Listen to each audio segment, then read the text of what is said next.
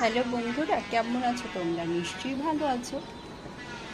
দেখো, আমার এই বেলি গাছটাতে এত কলি ছিল। বেলি গাছটা আমার সাথে আছে প্রায় 8 বছর, কিন্তু হঠাৎ করেই গাছটাতে ওভার ওয়াটারিংয়ের কারণে মারা গেল। তো বেলি গাছের একটা শিক্ষা আমি পেলাম যে এটা বেশি ওয়াটার পছন্দ করে না।